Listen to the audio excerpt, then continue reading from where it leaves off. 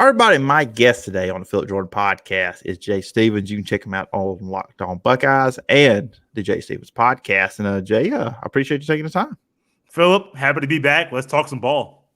Yeah, if people don't know this, they're seeing like the actual recorded edition. Me and Jay probably just talked about 25 minutes about sports and other stuff. The behind the scenes stuff. So we've been we're ready to go. We're already warmed up. Oh yeah, man! Talking about Rosillo and radio, sports talk radio stuff we love. Talking about high school football, we love that. Talking about college ball, Auburn, Bo Nix, Tank Bigsby, we love all this stuff. So yeah, we could do this all day long. A whole separate show about just the other things that intrigue us. Yeah, absolutely. People want to hear those Auburn thoughts. I'm sure they'll be available on Talking SEC later on. Or actually, you're hearing this on Thursday, so on Wednesday, I dropped that one. And so let's jump into Ohio State. That's one of the things I'll talk to you about. Of course, this is more of a national show compared to Talking SEC. 59-7 win over Akron, which I know Akron's not good from watching Auburn play them. I know that's not a good team, but just in C.J. Stroud, I didn't play in this game. Oh, what was the biggest positives, though, from this game for Ohio State? I mean, because I know they've taken their lumps. The defense has struggled. They've got off to slow starts offensively, too. But what was really the key thing out of this, the positive that you think maybe they can implement with future games? Aggressiveness.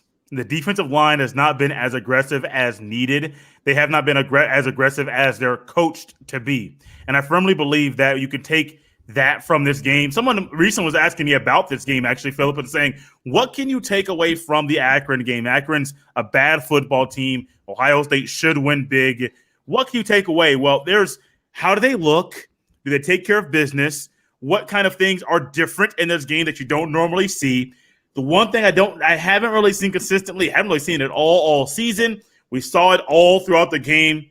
Aggressiveness at the defensive line, which led to a pick six, I believe, by Ronnie Hickman. I think it was Ronnie Hickman that had a pick six, and then Cody Simon caught an interception as well. When the D-line does their job, the secondary and the linebackers are a whole lot more successful in the passing game. Everyone's been knocking the secondary and linebackers all season long. Look into the trenches. Ohio State's D-line has not been aggressive, has not been successful. Of course, you're going to have guys like the quarterback from Tulsa, name escapes me, who throws for all the yards in that game. No D-line pressure. Passing coverage is not really good. Ohio State's aggressiveness on the D-line was a big takeaway for me.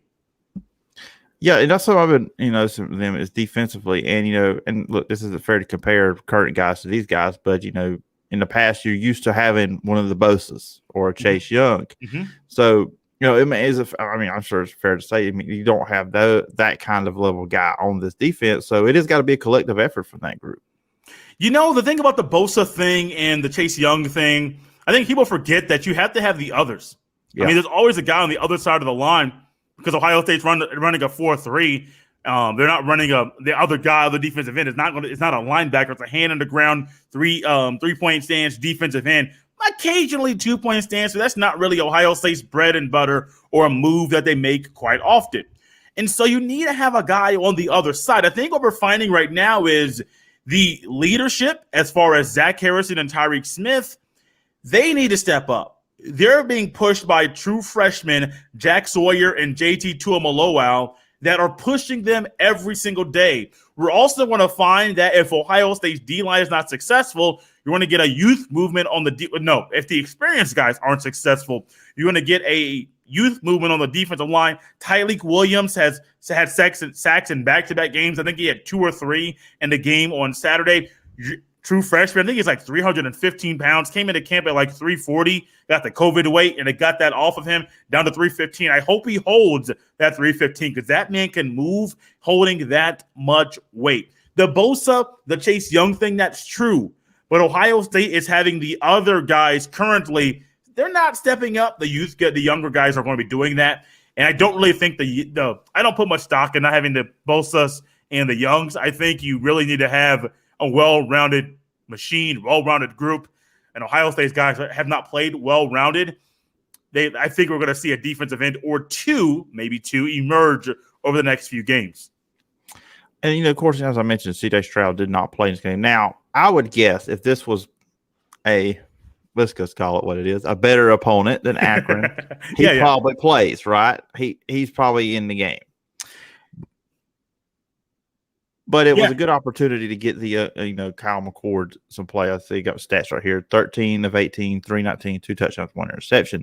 Oh, what was your big takeaway from him? And obviously that's important because what if CJ Stroud does go down injury? You're going to get somebody some meaningful playing time games, not just mop up duty like games. Again, I know it's Akron, everybody out there saying that, but still, it was valuable playing time for him in case down the road if CJ Stroud had a really legit injury that kept him out for a while in some bigger games. I firmly believe, and I've been thinking about that very thing all day.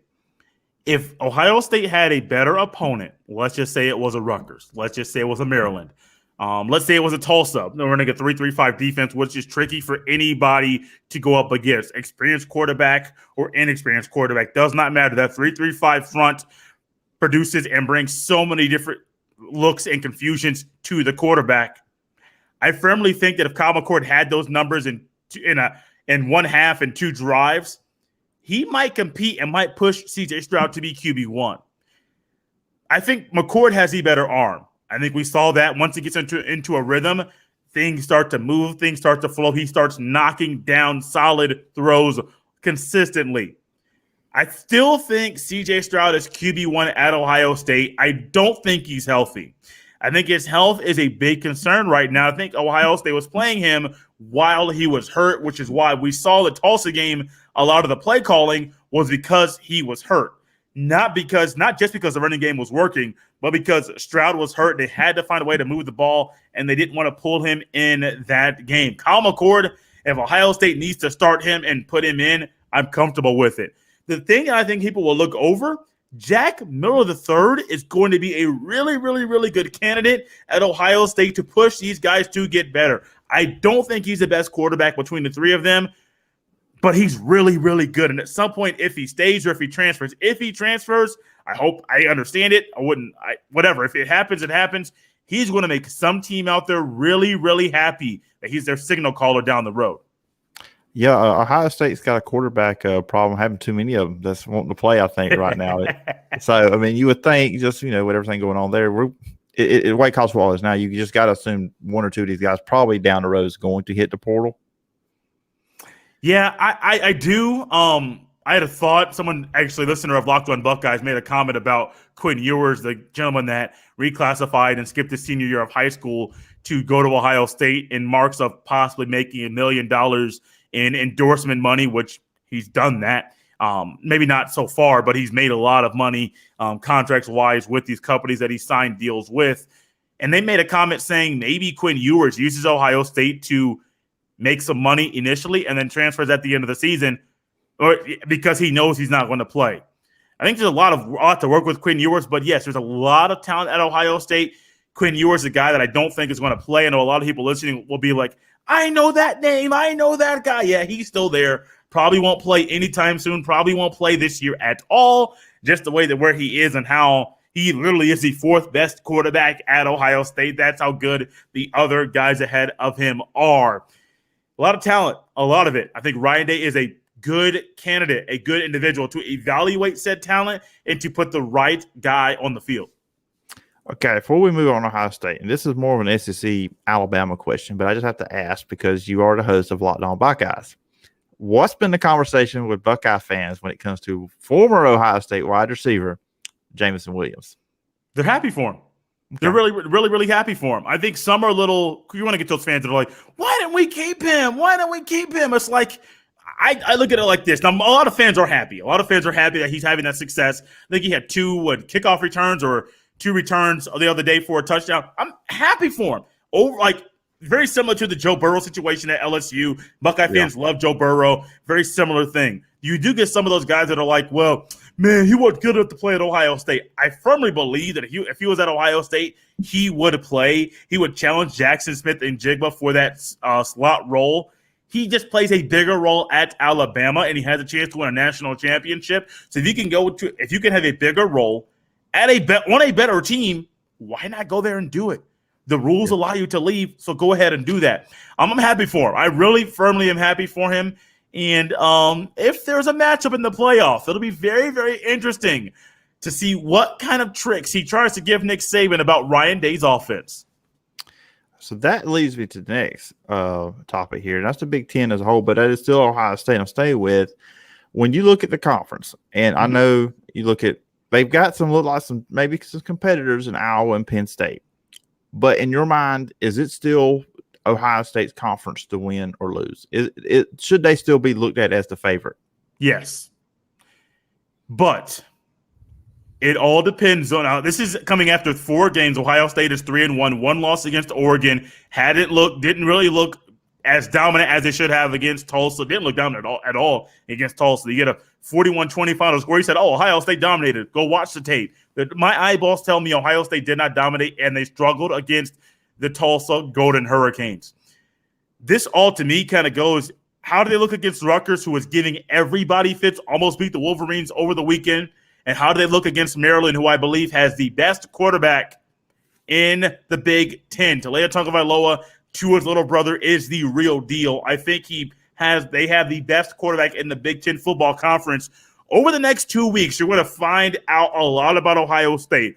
I still think it's their conference. I still think they're going to be in the hunt to be in the Big Ten Conference Championship game in Indianapolis, Indiana. And that's tough for me to say, because if you asked me that question after 2 weeks, I probably would have had a different answer. Penn State has looked good. Michigan, okay. We'll see what Cade McNamara can do. Wisconsin, sorry, I'm off that train. Iowa, I don't think they could score enough points. So I look to see how they look over the next 2 weeks. But yes, I know it's a long answer to say yes. I still believe it's Ohio State's team or a conference right now, and I do believe they're the front runner in the Big Ten East to play and to win and to be in the Big Ten chip. Now, I say that Ohio State still has to play Michigan State down the road. Ohio State has better talent. Michigan State does not. Michigan State has a lot of transfers. Mel Tucker's doing a phenomenal job. However, that may be when you talk about those games where Ohio State, the pass under Urban, kind of slips up. I don't believe that Ryan Day is going to have his team not prepared for this game, but I do think that's a game that if you're not prepared, Kenneth Walker III and Mel Tucker and that team, they can be a team that may be the biggest test for Ohio State this season. Yeah, and you said Iowa, and I kind of agree. I kind of wonder just what kind of game they're going to have to ugly it up against Ohio State, just because they're probably defensively could probably stay in it for a little bit, but you just have to think the Ohio State athletes, the talent's going to take over in that game unless Iowa forces turnovers. And just, obviously I cover Auburn for Last One College Football, so I got a good look at Penn State. And I watched them play in the first game against Wisconsin too. They have the ability, especially with Dotson at receiver and Sean Clifford if he's not throwing interceptions, which he's not done that this year. I think he's the 3rd leading passer in the Big Ten. Correct me if I'm wrong, but I think he's the 3rd. Might be. He's actually played pretty well.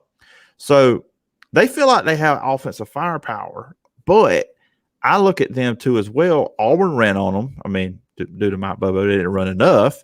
And then Wisconsin moved the ball on Penn State. They didn't execute in the red zone, but they moved the ball. There was some just mistake Graham Mertz, which Graham Mertz is a completely different topic. I mean, his interceptions have cost him again against Notre Dame, because that was a close game. That score is not – it was actually close. But anyways, get off that Notre Dame-Wisconsin topic. But Penn State feels like a team, if they were to beat or compete with Ohio State, it's going to have to be a shootout. Iowa, on the other hand, they need to ugly it up, because Iowa does not play sexy football. Mm-hmm. It is not Big 12 current, what everybody loves about college football, up and down. It's going to be ugly. It's going to be nasty, and that's how they want to play it. Am I wrong or right on any of my assessments with Ohio State's matchups with either of those two teams? No, you're right. You're firmly right. I think Iowa with Spencer Petras, he's played a little bit better than last year. But Spencer Petras is not going to be a guy playing in the National Football League. He's not better than former quarterback at Iowa, Nate Stanley. And he's not a guy that's going to be able to, if it becomes to be a shootout, that can outscore Ohio State. Remember I talked about earlier, this is kind of going back into tying into the defense at Ohio State. Ohio State's D-line did a phenomenal job against Akron about being aggressive. Now, being aggressive does not always lead to sacks. It may lead to incompletions. It may lead to turnovers, but it does not always lead to the sacks. But I do think that aggressiveness that you saw, Ohio State saying, look, we know what you can do. Forget the lesser opponent. We know how aggressive and how hungry you guys are. Go feast. And let's say it is against Iowa. Spencer Petras could be running for his life, and he's not a very athletic quarterback. That's something that I would think in that matchup there is going to be very intriguing, because if you get him on his back, you get him running around, that may be a pick six. That may be an interception. That may be a turnover on downs, 4th and 1 on your opponent's 30-yard line because you need to score the ball. Those types of deals may happen down the road. Iowa, they're a good football team. I don't think they have – and I am also predicting what's going to happen for Ohio State. I do believe Ryan is going to start opening things up and moving the ball and sticking to certain rotations. I do think down the road, Ohio State will be hitting on more cylinders than they are right now. Iowa won't have enough. That Penn State game, I don't know if they can score enough points. And I say that about a lot of teams in the Big Ten. Maryland, maybe. But if it's Indiana, Michael Penix Jr., I'm off that train. Michigan State, maybe. They might be able to. Michigan, I don't think they can score enough points either. Cade McNamara, I don't think he's the guy. If it comes down to scoring 40 points or more to beat Ohio State, I don't think anybody right now can do that right now in the Big Ten. Wisconsin, absolutely not. So that's the thing I think about that is Ohio State's favor. No matter if it's Penn State, Indiana, Iowa, Michigan State, Michigan, Purdue down the road. Now, Purdue is not going to win the Big Ten. That's going to be a future Ohio State opponent. Ohio State is a team that if you can't score 40 points, you're going to have a hard time beating them. The one reason Oregon beat them by score and held Ohio State to 28 points, self-inflicted wounds, bad execution, and the coach is not helping the team by not playing so many guys.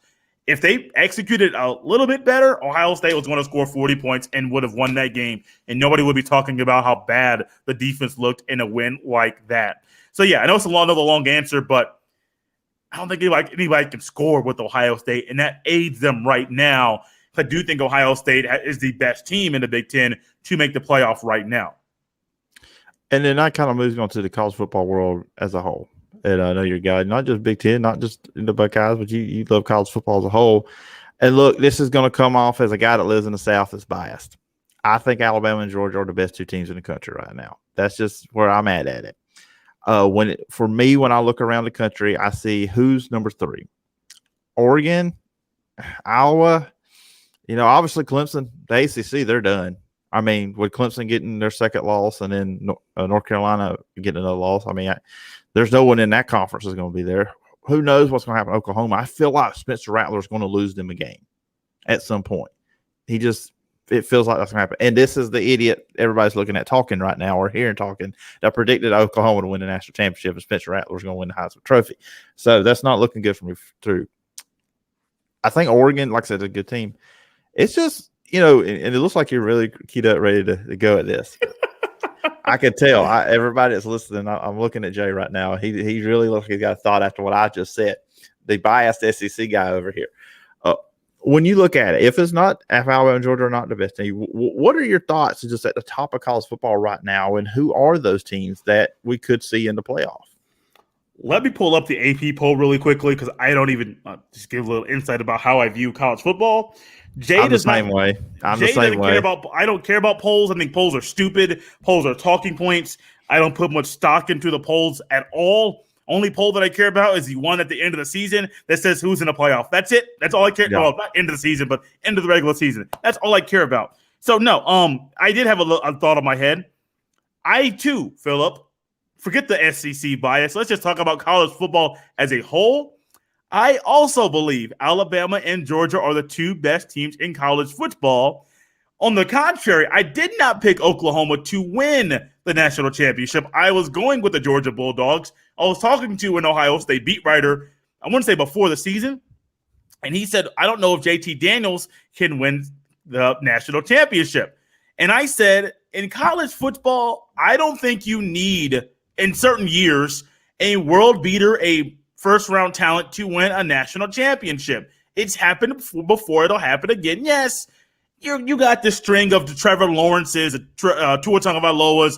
You got those string of guys where that's going to happen. But you don't always need that type of talent to win a national championship. I got Georgia. Now, I didn't pick a Heisman Trophy winner. I would have not have picked Spencer Rattler. I've never been a believer in Spencer Rattler. It could be because of how I view him from QB1, the Netflix documentary that I wish came back out because I love that every second of it. But when you look at the top of college football, you got Oregon 3, Penn State 4, Iowa 5, Oklahoma 6, 7 Cincinnati, 8 Arkansas, 9 Notre Dame, and 10 Florida. There is a good case that Penn State should be higher, Iowa should be higher, Oklahoma should not be number 6, Cincinnati should not be number 7, Arkansas should be in the top 5. I'm not knocking Oregon, but there is a lot when Penn State has beat who they've beat. You've beaten Wisconsin, whatever you want to say. That was a really hard fought win against a Wisconsin defense that is really good. You also have them beating Auburn, whatever you want to say about Auburn. I think Auburn is an okay football team. They got their issues, but they're an okay football team. There's so much of the AP I don't really care about. But college football, it is Alabama, it's Georgia, everybody else. Everybody says, Jay, why do you not think Ohio State's a top 10 team? I mean, they could find their way into the top 10. I do think on a field they would beat Cincinnati, probably beat them pretty bad. Just be completely honest with you. Bigger, faster, stronger, whatever you want to say about Luke Fickell being the coach. I don't think Cincinnati can be on the field with Ohio State. You might have a prediction for me down the road, or may mention the Cincinnati game. I just don't think that Cincinnati can beat some of the top teams. Arkansas, I firmly believe. Don't they play? Hold on. They play Georgia this week, right? Yep. 11 o'clock kickoff, too. 11? Are you serious? Yeah, I think my theory on that is they set the schedule last week before Arkansas played A&M, the TV schedule. So I'm sure the TV people and the scheduling people just assumed that A&M would beat Arkansas and just threw it at the 11 o'clock game, because the 2:30 CBS game is Alabama and Ole Miss. Yes. And then the primetime game is Auburn at LSU. But, yeah, they put Georgia and Arkansas at 11 o'clock. They put Auburn and LSU in primetime? At 8 o'clock. On ESPN. Yeah. ESPN is so thirsty to get the LSU Tigers some TV time. So I also, little nerd note here. I was on Twitter. I don't know how we got on this little topic, but Chris Fowler, Kirk Herbstreit, they're calling that the Georgia-Arkansas game at 12 noon. Or 12 noon Eastern. So I wonder, game day must be there. They've got to. Yeah, they have to, because for an 11 o'clock game. I mean, Herbstreit's not even going to be able to pick the games. He's going to run up there and get in the booth pretty quickly for that one. Yeah. That makes sense, because obviously Alabama and Ole Miss and CBS, game day occasionally will go to a game that's not on their network, but, they prefer to have, Herbstreit there wherever game day's at. So, they were actually they were at the Notre Dame Wisconsin game this past weekend. Fox had the game, but game day was actually at the Notre Dame Wisconsin game at Soldier Field there. I don't know how we got on the little broadcasting thing. It was something that popped into my head. But yeah, Alabama, Georgia, everybody else in college football. I think we're going to see a lot of things shaken up over the month of October, leading into November. I think November you're going to probably be able to predict better who the Final Four teams will be at the end of the season. And I was going to throw this out there real quick on this. I'm not saying it's so much has to happen for the voters or to put them in. But the way things are going, in my opinion, this may be the best opportunity for a group of 5 team to get in. Mm-hmm. And Cincinnati's playing Notre Dame this week. They're actually favored in that game. Cincinnati right now is a 2.5 point favorite. Record this on a Monday night. They beat Notre Dame, but then Notre Dame's going to have to help them the rest of the year. Notre Dame's going to need to probably go 10-2. I say they could probably lose one more. That might be a scenario this year if we see enough teams still get knocked off. Maybe Cincinnati, this could be the year. I say no. I'm not knocking Cincinnati. I'm not knocking how good their football team is. I don't think at the end of the year, if let's just say this, you're going to tell me Alabama, Georgia, let's just say the Pac-12 team is Oregon. I'm trying to find another Pac-12 team in here. I know there's one, UCLA 3-1, maybe. But if you're going to tell me the top 2 teams are going to be Alabama, Georgia, I'm predicting Ohio State will be in the playoff. And then you're going to give me, another Big Ten team, or you're going to give me Florida, whoever you're going to give me, Arkansas. You're going to tell me I got 6 Power 5 schools in all Ohio State. I'm going to count them out. Ohio State, Alabama, Georgia, Oregon, Penn State, and let's just say, if I didn't say Arkansas, I'm going to say Arkansas. Go ahead and throw them in there. You want to tell me that Cincinnati is going to try to get in that mix? I don't think so. And I listened to Kirk Herbstreit talk about this very recently, and I think it's a wise thing to state. When Boise State was on their run in the 2000s, they were knocking on the door, consistently knocking on that door. And it took them a while to get to the level to where they could knock off or compete with an Oklahoma and then beat them in, I believe, the Fiesta Bowl that year. It took them a while. I'm a kid, early 2000s. I loved the blue turf. I didn't know anything about Boise State. I didn't know about Group of 5, Power 5, none of that stuff. I love the blue turf, and I thought Boise State playing at night, playing under the lights with the blue turf, it was amazing. Different jersey combinations, it was amazing. But it took them a while to knock that wood down, to be able to knock the door down to beat Oklahoma, who was doing a really good job, and they were really good at that time. Cincinnati, I don't view them. Me personally, I don't view them in the same light as a Boise State. I don't view UCF in the same light as a Boise State back then. It takes a long time at that level to be able to be in the conversation. Right now, I think it's a feel-good story why everyone wants to put them in there. I don't think they're on the field. I don't think they're one of the top 5, top 6, top 7 teams in the country at the end of the season that deserve to be in that Final Four. I don't think so. Personally, don't. This is coming September 27th. I'll tell you, I'll timestamp it. 8:53 p.m. Eastern Standard Time. I'll timestamp it for everybody. If you want to hit me up on Twitter at the end of the season and say, Jay, you said this then, you're wrong now. Okay, great. I just don't think at the end of the year, Cincinnati has a shot to be in the top 4, top 5, top 6 with the other really good teams in college football. Yeah, I feel like if they played Alabama and Georgia, if they got into playoff, they would not be successful. And I know people say, well, they would get destroyed. I firmly believe they would get destroyed by Alabama, Georgia, and Ohio State at the end of the season. Right now, if they played Ohio State, it'd be a little bit different. At the end of the season, they're going to get destroyed. They don't have enough team speed to hang with either of those teams. And I know a lot of people say, well, look at the bowl game. They hang with Georgia. Georgia had a lot of their guys not in that game. And, that was different. Georgia, the way they would play in a playoff game versus the way they played in a bowl game, completely different intensity, completely different deal. That was a Super Bowl from Cincinnati. Georgia won the game, but that's one of my criticisms of SEC teams. A lot of times they get into bowl games, the big ones, and then they don't really want to be there. Georgia probably had some guys that were in that situation, and Cincinnati played their best, and they played a great game. Taking nothing away from them. But Georgia or Alabama, or like I said, Ohio State, a lot of teams would probably blow them out. I just looked at it like there is a better chance for it happening this year than perhaps it has in recent years. Yes, I'll agree with that. I will agree with that one. But I don't think it'll happen. I'm in the mindset that as long as we have only 4 teams in the playoff, I will not believe a Group of 5 team gets in until it actually happens. Till I actually see it, I just don't think they're ever going to put them in. And is that fair or not? There's plenty of debates out there for that. But that's just kind of how I look at it with them. So, but let's see what happens with Notre Dame. It's going to be one of the best games of the weekend. We have a bunch of good games this weekend. It's going to be a fun weekend, college football. And Jay, this is a fun time talking college football with you. And if the listeners want to follow you online, or viewers, because I will put this video up on YouTube, if they wanted to follow you, listen to you, where can they find you and all the podcasts and all the great work you're doing? Phillip Jordan, this has been a lot of fun. I always love chopping it up with you. You can follow me on Twitter at jstevens07. You can also email me if you want to, jstevens317 at gmail.com. That's Stevens with the PH. Check out the Jay Stevens podcast.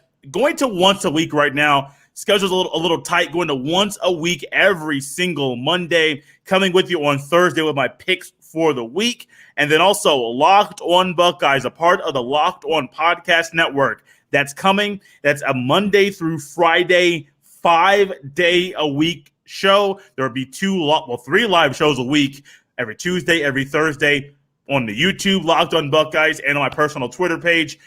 Approximately 15 to 20 minutes at the conclusion of every Ohio State Buckeye football game, there'll be a live post-game show video on YouTube, video on my personal Twitter page as well. Lots going on. It's college football season. And Phillip, I'm as excited as you are about what's going to happen throughout the rest of the season. It's going to be great. And again, Jay, this has been great. And I appreciate you taking the time to come on the show with your busy schedule, podcasting every day of the week there, it seems. And look forward to talking again sometime down the road. Yes, sir, man. This has been a lot of fun.